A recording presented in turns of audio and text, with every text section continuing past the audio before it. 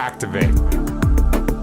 This is Living Power with Dan Hurst. Now, here's an important point, the fourth point with Jehoshaphat, and that is, it's found in verse 13.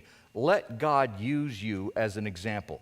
Decide that you're going to become the example that God wants to use. In verse 13, meanwhile, all Judah stood before the Lord with their little ones, their wives, and their children. What an amazing picture.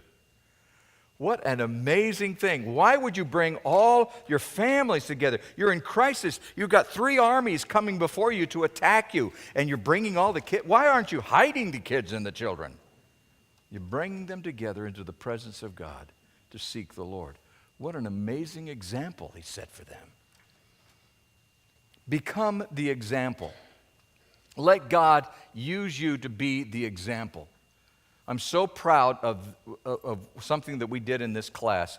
Years ago, when our church was going through that horrible crisis, we decided as a class that we weren't going to get involved in it. We weren't going to play politics. We just weren't going to get involved in it. We decided we were going to be a remnant, and we were just going to focus and be obedient to what God said.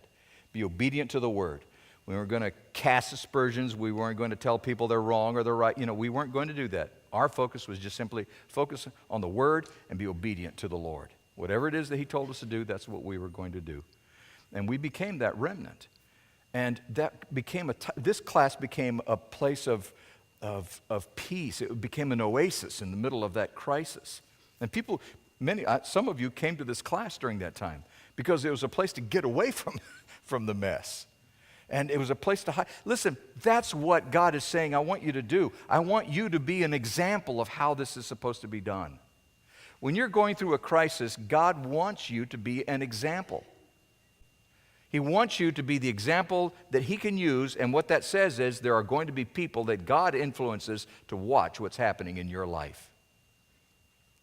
There are going to be people who notice how you deal with certain situations in your life.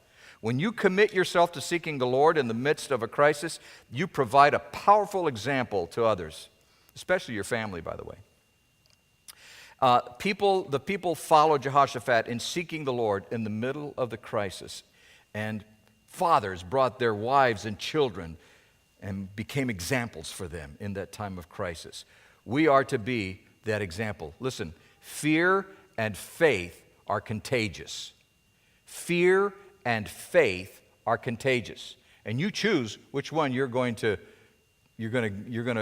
display. Are you going to display faith, or are you going to display fear? Bob, are you stretching or? Verse 11. Yes, sir. Read that, and that's current events. Yeah.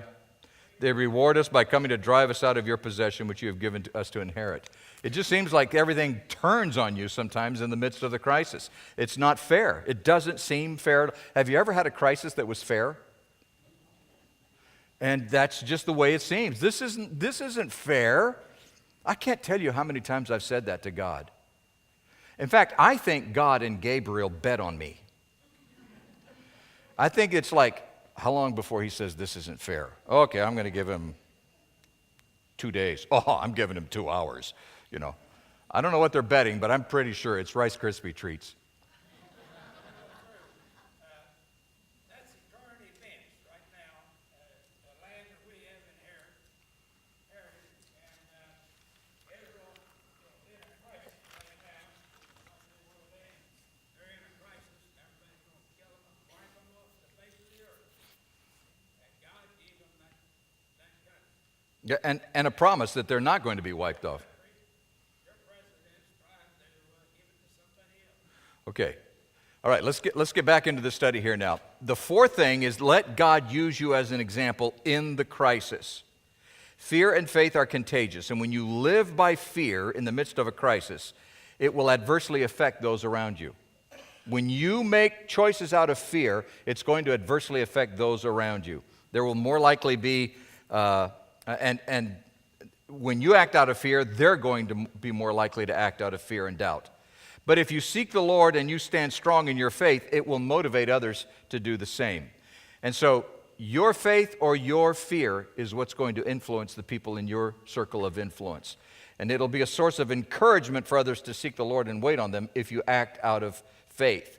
Committing yourself to seek the Lord in the crisis not only anchors you, but it encourages those that are around you. On behalf of Dan Hurst and Logan